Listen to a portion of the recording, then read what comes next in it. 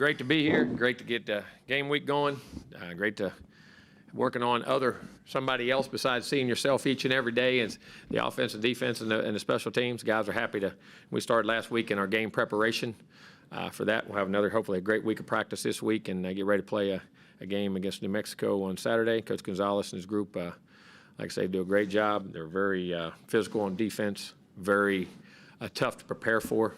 Tons of fronts, motions, blitzes, different things they do. Offense will be very physical. New offensive coordinator, came from UAB. Very physical, run the football, take shots, and have a good influx of new guys from the portal. So a lot of guys you can't find some film on, not all the time, and some big receivers, guys can run same way in the secondary, different guys secondary, and like I say, college football sometimes it changes a lot from team to team, can change very quickly from year to year. So trying to research those guys, kicking game, do a really good job. So anxious to get ready to play this week, see where the guys are at, what they're doing. If we feel very good about camp, I thought we've had a great camp, but we'll have to wait and see and make sure we take it to the field. The other thing is, I know you asked here, and we'll get into it. We'll name a starting quarterback. Connor will be the quarterback, the starting quarterback. But he and Max both had great camps, played very, very well. Very tough decision. You got to make a decision, but both guys be ready to play and can play, and where we go. So I think we're very blessed. And as we said last year, you have to have takes multiple guys sometimes to get through a season. Pray to God it doesn't. As far as that goes, I want nobody to be injured. But when you get two quality guys like we have, it really makes a big difference. So in that regard, so we'll get ready to play and then go on from this week. Thank you. Down front, Brett. That was along my lines. How comforting is it to have two guys with that kind of experience and knowledge? In the SEC? Exactly right. It is, and you can't. That's like I say, it's a unique position. It's like you can't put anybody else. You can't move a tackle to a guard to a tackle. I mean, the quarterback is so different. You know what I'm saying? And having two guys can win and win at a high level and win a championship for you, in my opinion, and can play at those levels. It makes you sleep well at night. Other questions? To the back, Tyler on the left. Wait for the mic, please. Thank you. Jimbo, you said they've got a lot of transfers in, and with this being a week one opponent where neither of you have any game film for this year, I mean, just how much more difficult is preparing for an opponent? First games are a pain, man. I mean, because I always get back to the old story. Remember when Coach Bryant put the wishbone in before he went and played USC? Now, I hope they don't put the wishbone in, but I'm just saying, you don't ever know what somebody does in the off season. You know what I'm saying? And you got new people, new schemes, new coordinators. What they do, have they changed? I mean, it is. The first games as a coach, and has been this way for me, when I was a coordinator, whether I was assistant, of the unknown because you haven't seen them play in a game.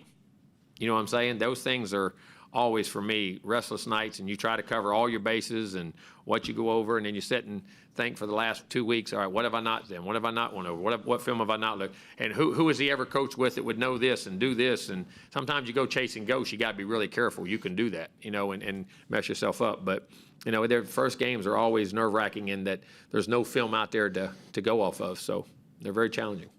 And then how do you feel like this team is prepared? How do you keep from, I guess, looking forward, looking to the Miami week 2? And hopefully last year taught us that each and every year you learn from your mistakes, you learn from the past. Listen, every game is a big game. Every game is an important game, and that's the way you have to look at it. You get 12 of them. You better respect those 12 weeks. You work all year to play 12 games, and then hopefully a playoff game and a bowl game, a championship game, whatever it may be afterwards. But you're guaranteed. It's what all your work, all your preparation, all the time together, all those things, and you better cherish those 12, and you better play every one of them at the highest possible level you can play at, and understanding that you have to play that game to play the next game, to build on that and learn and keep going. Hopefully maturity will understand that. Hopefully leadership will get that across, and the coaching staff that we've been preaching it all the way through too. To the left, Cease, and then Olin. And just to tag on to that before I ask another one, so that's when you look at Sam Houston State last year, UMass, and Appalachian State, is that those are the factors you say are going to be different than last year, the leadership, maturity, and those kind of things? Well, hopefully on all games, understanding it one game at a time. The most important game is the one in front of you. The most important play is the next play, and those aren't cliche things. Those are what great teams and great players do, and it's how they think. I know sometimes in the sports world we're shocked. I asked Tiger Woods, what are you thinking about when you're making this putt to win it? Now I'm thinking about how I got to hit this putt. I'm thinking about the process of each play, each shot, Michael Jordan, Tom Brady. those things. You have to think singularly at times to get you can't become outcome oriented. You can't have expectations. You can't have this. To get to where you got to go, you got to think about each alignment, assignment, technique of every play. The way I play it, the aspects of it that make it work, and then go the next play, because that sets up the success of the next play along with that previous play. And that when those become cliches is when you get your tail beat. When you understand that and believe that is when you have success. And who ended up being the 12th man, and how'd that work out? We haven't named that yet. We'll name it this week. Second row, Olin. Yeah, of course, a couple things, but Jimbo, hey, we've seen y'all start off sometimes in the first game and struggle and have a We really always good. start off in the first game. Well, and struggle, struggle in the first game, and then have good, strong seasons. We've seen y'all struggle and have disappointing seasons. What can you really learn about your team in the first game? Well, I mean, it's what you are, what the film says you are. That's what you find out about your team. You know what I mean? When you put it out there, and it is in practice. I can tell our guys every day, you are what the film says you are. You are what we think or whatever, and those are starting places for what you're going to do. And just because, again, if you play really well, that means you got to go do it again. You got to learn from that and get better. And if you don't play as well as you want, you had to make those adjustments. But hopefully, it tells us that we've made great progress and camp has been successful. Each and every week is its own entity. And I think you have to understand that, and you have to take, whether it's good or bad, put that in perspective. And again, what is that next Monday going to be? What is that next Tuesday? Well, if you play real well, that next Monday needs to still be a great Monday. It's like it was before. If we didn't play as well, that Monday needs to correct the mistakes and move on to Tuesday, Wednesday, and play one day at a time. So I mean, that's the inevitable thing. In sports, your goal is to play the best you can play every game and every day. And I always, it's the old statement by Vince Lombardi. Each and every day we're striving for perfection, knowing full well we'll never find it. In the meantime, we find excellence. And you're always trying to be perfect, but is good enough ever good enough? No. There's always something you can work on, and that's the mentality you have to go with and then learn from it from there. Are there anything specifically you really want to see in this first game to make you feel like y'all have really gotten on the track where y'all want to go, I think especially it's the offensively? same when you be at any time. Can you communicate? Can you line up? Can you get calls? Can the guys make the adjustments on the field? Can you not have a lot of self-inflicted wounds? Do you take care of the football? Do you taking care of the football and creating turnovers on defense? Can you each individual thing that makes success, and that's what you got to have. There's a list of things in which we talk about that affect the outcomes of games that are most important things that we emphasize daily, on a daily basis, and those things have to be personified in the game, and we got to perfect them. Coach, we'll go back on the seated part of the lights. Chip Howard. Coach, how do you assess your linebacking core, and how confident are you that you're ready to start the season with the group that you I have? feel very good. They've had good camps. We got good experience in there with Coop and Chris Russell.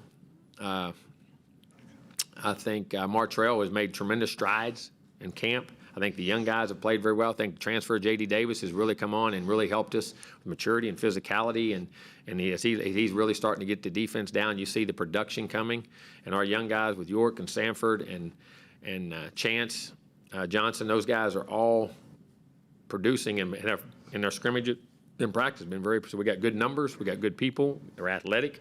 Feel very good about it. Second row on the right, David.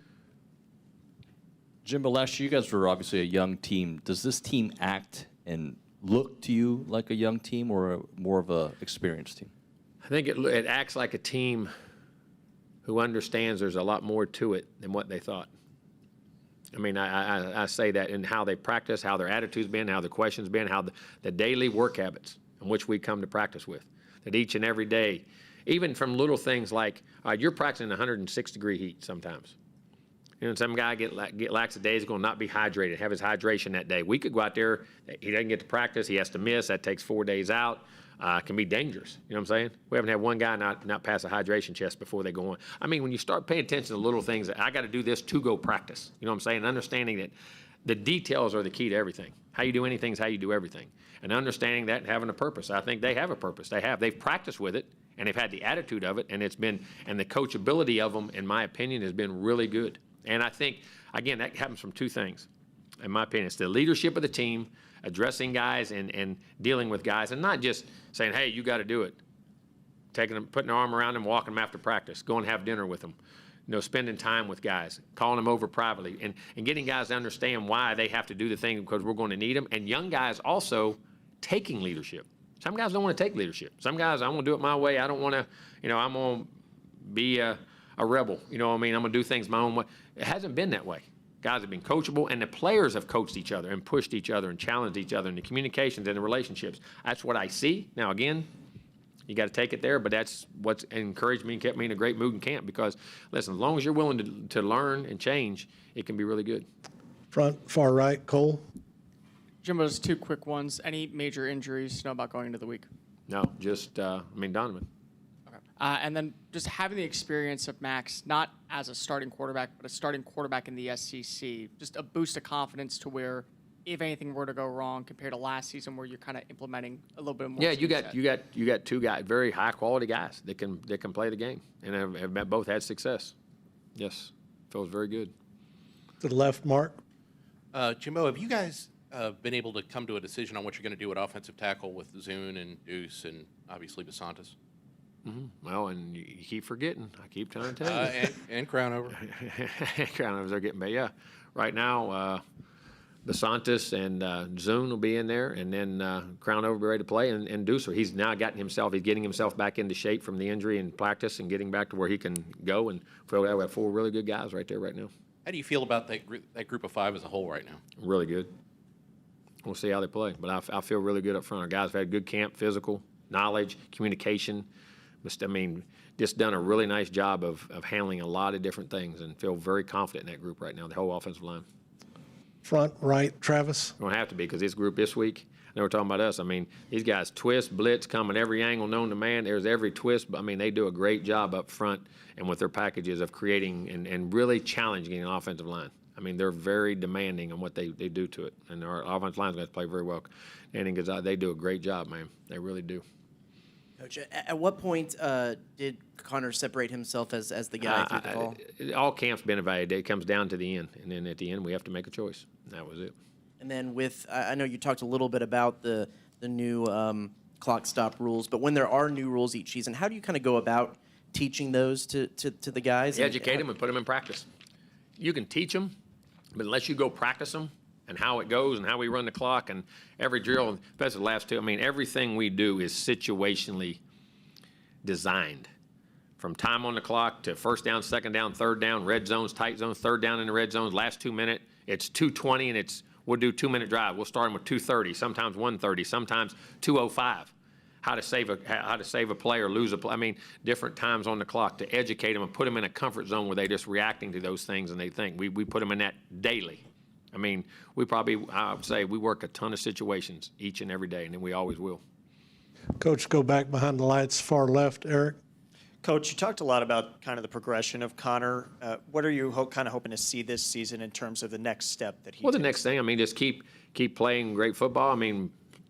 Great decision-making, great accuracy, have the toughness and leadership, but also the ability to help players on the field. I think now as the next year, you really understand the offense a lot more, and you're able to help the running back, help the offensive line. They don't know a call sometimes, or a receiver. Sometimes they have questions of you. You can take a lot more of that load upon yourself, as you grow in your offense, and you can play, which he knows he can play.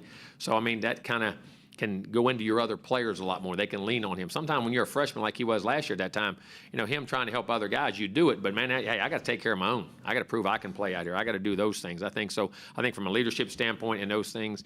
But then, again, managing the game and playing the game the way it should be played and being aggressively intelligent, when the plays are there, be able to make the big plays. Because, listen, two things affect the outcomes of the game more than anything anymore if you look at it. Turnovers and big plays. You got to get turnovers. You can't have them. You got to create big plays, and you can't give them up. That determines winning and losing right now as much as anything. Then the physicality up front and the third downs in the red zone.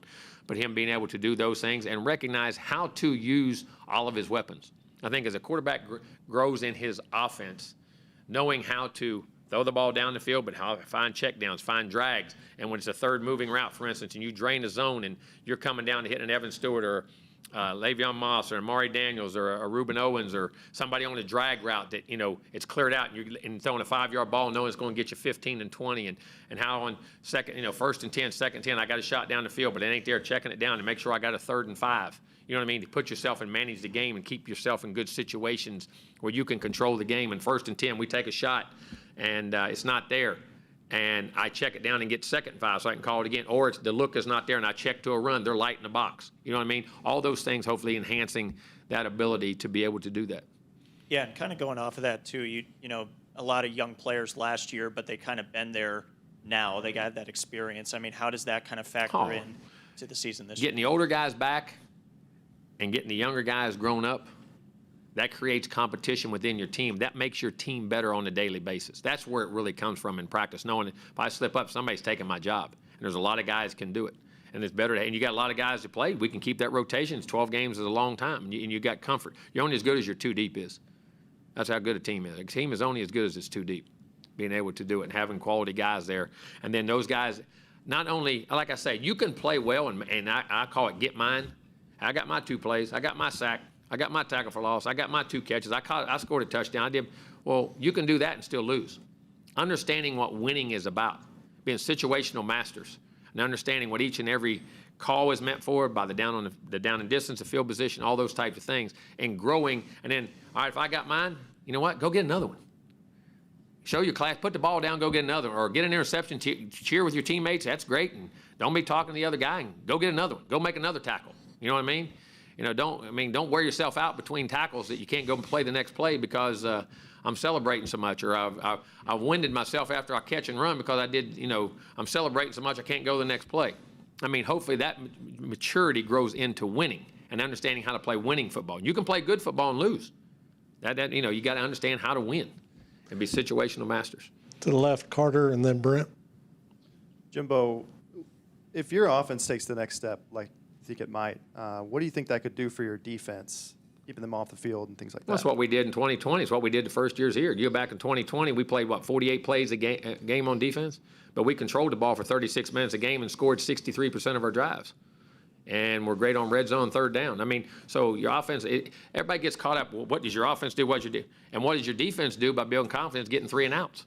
You get 3 and outs and get off the field. How many times can you give the ball to the offense? You get them in a rhythm. You get them back. You're not giving up long drives. You can give up points. Like I say, everybody gets caught in points, which is the most important thing. But you can give up long drives and kill your offense too, because you're not on the field. They sit over there for 5, 6, 7, 8 minutes at a time, even if you only give up things, and that gets them in a rut. So I think we don't talk enough. I'll say from media as coaches in general about complementary football. How you play to each other and what your team designed, and that's how you should call your plays. That's how you should play your defense. What you think your strengths and weaknesses are of helping both groups. That is what we've always believed in and always done. We'll go down front, Brent. I believe you mentioned last week you plan to have Bryce Foster back, considering he touches Yeah, the ball. he was practicing and playing last week. Okay, and you feel completely confident with him going into the season as your starting center. And so how is his camp? Well, been? no, we'll see. How he practices this week and how it goes. And we got other guys have done it. Mark Naboo's been in, Remington's been in there.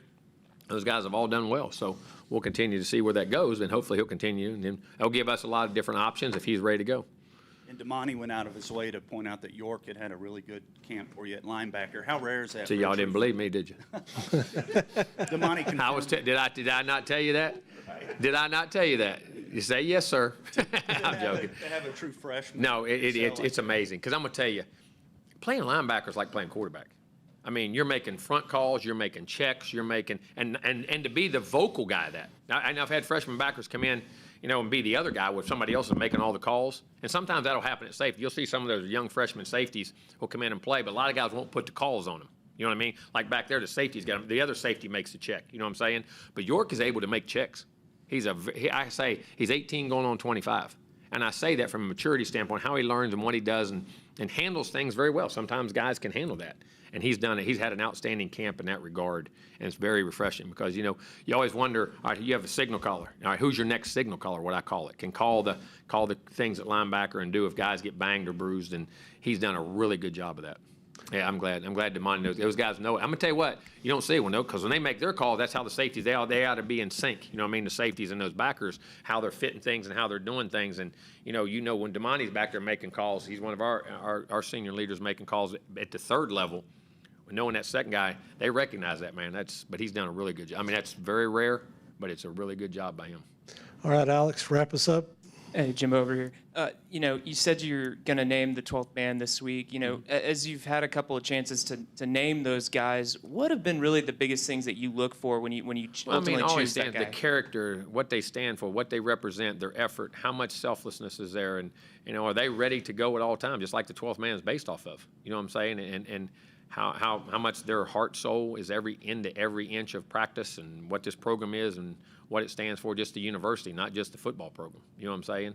And it's a very tough choice. And I'll say this, in the past, I don't mean this, we've got quite a few guys that were up there that you really had more guys this year than I've ever had to put our mind to and really choose between. You know what I'm saying? And I don't mean that as a negative to the others. I think it's a positive to what this team is and some of the experience of some of the guys that are doing it and where we're going with it.